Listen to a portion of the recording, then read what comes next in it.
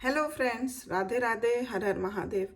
मैं मीनाक्षी एक बार फिर से आपके सामने अपने नए वीडियो के साथ, नए टॉपिक के साथ प्रेजेंट हुई हूँ। तो चलिए फटाफट से जानते हैं आज हम इस सेशन में किस बारे में बात करने वाले हैं। इस सेशन में हम आगे वही अर्ली चाइल्डहुड पीरियड में बच्चों के बारे में ही बातें करेंगे। जैसा कि पिछले कुछ वीडियोस में हमने सोशलाइजेशंस के बारे में जाना, बच्चे के बिहेवियर पैटर्न्स के बारे में, सोशल कंटैक्ट्स के बारे में और social and unsocial behaviour के बारे में बहुत कुछ जाना। तो अब चलिए हम बात करते हैं कि जो अर्ली चाइल्डहुड में बच्चे होते हैं उनकी कंपेनियनशिप कैसी होती है, उनके कंपेनियंस की क्या कैटेगरीज होती हैं। आज चलिए हम इस सेशन में उस बारे में बात करते हैं। तो मैं आशा करती हूँ कि आप वीडियो में अंत तक ज़रूर बने रहेंगे और आपको ये जानकारी काफ़ी रोचक लगेगी। और अगर अभी तक आपने सब्सक्राइब नहीं किया है या फिर आप मेरे चैनल पे नए व्यूवर हैं तो प्लीज़ फटाफट से सब्सक्राइब करिए, जिससे आपको आगे आने वाली हर जानकारी और वीडियो का लाभ मिल सके। तो चलिए इसी के साथ हम सेशन को आगे बढ़ाते हैं। अगर देखा जाए, एट ऑल एजेस कंपेनियंस में बी ऑफ 3 डिफरेंट काइंड्स। अगर हम अर्ली चाइल्डहुड पीरियड में या फिर किसी भी एजेस की बात अगर हम करें तो उसमें जनरली देखा जाता है कि जो कंपेनियनशिप होती है या कंपेनियंस होते हैं वो 3 कैटेगरीज में हम उसको बता सकते हैं। तो कैटेगरीज ऑफ कंपेनियंस 3 तरह के पाए जाते हैं, जैसे कि एसोसिएट्स, प्लेमेट्स एंड फ्रेंड्स। तो चलिए इसके बारे में हम जानते हैं। जैसे एसोसिएट्स अगर हैं तो associates are people who satisfied an individuals companionship needs by being in the same environment where they can be watched and listen to. तो ये जो एसोसिएट होते हैं एज अ कंपेनियन, वो ऐसे व्यक्ति होते हैं या ऐसे लोग होते हैं जो किसी भी व्यक्ति, किसी भी इंडिविजुअल के कंपेनियनशिप जो नीड उसकी होती है उसको सेटिस्फाइड करते हैं और वो जिस इन्वायरमेंट वो इंडिविजुअल है उसी इन्वायरमेंट में वो रहते हैं and they can be watched and listen to. There is no direct interaction between the individual and the associates. Associates का डायरेक्ट कोई भी इंटरेक्शन उस इंडिविजुअल के साथ नहीं होता है, बट हाँ वो सेम इन्वायरमेंट में ही रहते हैं और वो इंडिविजुअल उनको देख सकता है या सुन सकता है। At any as associates can be of either sex end of any as. ये जो एसोसिएट्स होते हैं वो कोई भी एज के या कोई भी सेक्स जेंडर के हो सकते हैं। जैसे फॉर एग्जांपल अगर हम बात करें adults enjoy and listening to children just as children enjoy watching and listening to adults। जो adults होते हैं वो एक एज एसोसिएट हम उनको मान सकते हैं कि जहाँ बच्चे होते हैं, अगर हम बच्चों की बात करें तो बच्चों के एनवायरनमेंट में एडल्ट्स हैं, वो डायरेक्ट इंटरेक्शन नहीं भी कर रहे हैं बट बच्चे उनको देख सकते हैं, लिसन कर सकते हैं उसी और एंजॉय कर सकते हैं। उसी तरह एडल्ट्स भी बच्चों को देख सकते हैं या एंजॉय कर सकते हैं, सुन सकते हैं। तो ये बातें हो गई एसोसिएट कैटेगरी की कंपेनियनशिप में। अब दूसरा अगर हम कैटेगरी देखें तो वो है प्लेमेट्स की। Playmates are people with whom individual engage in pleasurable activities. अगर प्लेमेट्स की बात करें तो वो ये लोग होते हैं जिसमें इंडिविजुअल जो होता है उनके साथ एक प्लेजरेबल एक्टिविटीज के साथ जुड़ता है। Their age and sex are on the whole less important. उनका एज और सेक्स जो होता है वो यहाँ पे लेस इंपॉर्टेंस रखता है than the interest and skills they have in common.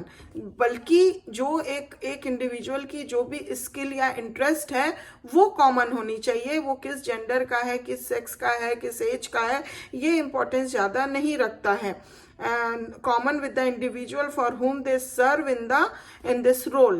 तो उस व्यक्ति और उस प्लेमेट के बीच में कॉमन स्किल एंड इंटरेस्ट का होना ज़्यादा मायने रखता है as compare to the what is the age and gender of the that playmate।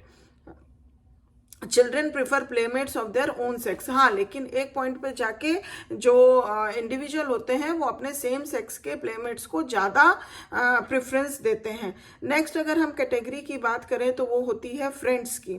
Friends are not only congenial playmates but they are also people with whom the individual can communicate by exchanging ideas and confidences and by asking or giving advises. तो friends जो होते हैं वो ऐसे लोग होते हैं, मतलब उनको हम कंजीनियल प्लेमेट्स के रूप में ही नहीं देख सकते, बल्कि वो ऐसे व्यक्ति होते हैं जिनके साथ हम काफ़ी कुछ कम्युनिकेट कर सकते हैं, अपने आइडियाज़ को एक्सचेंज कर सकते हैं, कॉन्फिडेंसेस को बिल्डअप कर सकते हैं उनके साथ, या फिर हम उनसे कोई भी एडवाइस ले सकते हैं या दे सकते हैं।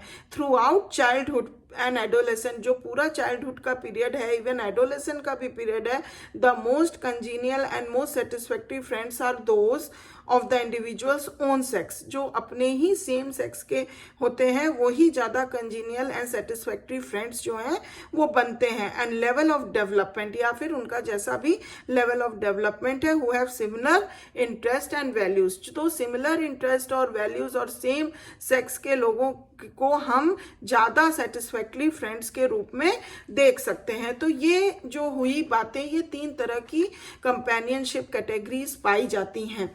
अगर हम अर्ली चाइल्डहुड पीरियड की बात करें तो ड्यूरिंग द फर्स्ट ईयर और 2 ऑफ द अर्ली चाइल्डहुड के पहले या दूसरे साल में हम देखते हैं when contacts with others are mainly in parallel और एसोसिएटिव प्ले। जब बच्चे जो हैं पैरेलल और एसोसिएटिव प्ले पर ज़्यादा फोकस करते हैं, childrens companions are primarily associate. तब बच्चों के जो कंपेनियन ग्रुप होता है वो एसोसिएट्स का मेनली होता है। बाद में क्या होता है, later on when they engage in cooperative play, जब वो कोऑपरेटिव प्ले में जाते हैं, their companions become their playmates. जैसा कि हम जाने कि तब उनके जो कंपेनियन हो जाते हैं वो प्लेमेट्स हो जाते हैं। At this time many young children have 1 और मोर फेवरेट प्लेमेट्स। और इस समय में बच्चों के 1 या 2 फेवरेट प्लेमेट्स बन जाते हैं, with whom they not only play with whom they do communicate their feelings, emotions, interest and even their aspirations for the future। तो वो सिर्फ एक खेल के लिए या सिर्फ एकमात्र एक प्लेमेट के ही रूप में नहीं, वो एक ऐसे व्यक्ति बन जाते हैं जिनके साथ हम क्या होता है कि अपने कोई भी तरह की फीलिंग, इंटरेस्ट या अपने फ्यूचर को लेके कोई हमारी एस्पिरेशन है, वो बच्चा जो है वो अच्छे से कम्युनिकेट करता है, एक्सचेंज करता है वो आइडियाज।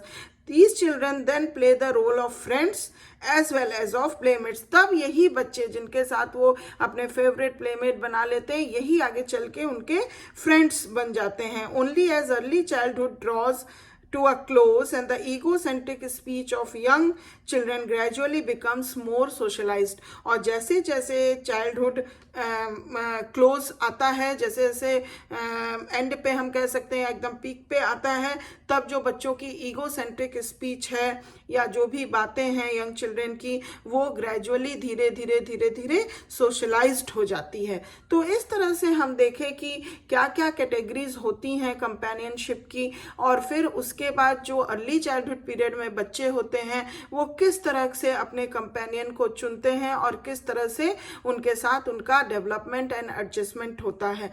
तो मैं आशा करती हूँ कि ये जानकारी आपको पसंद आई होगी।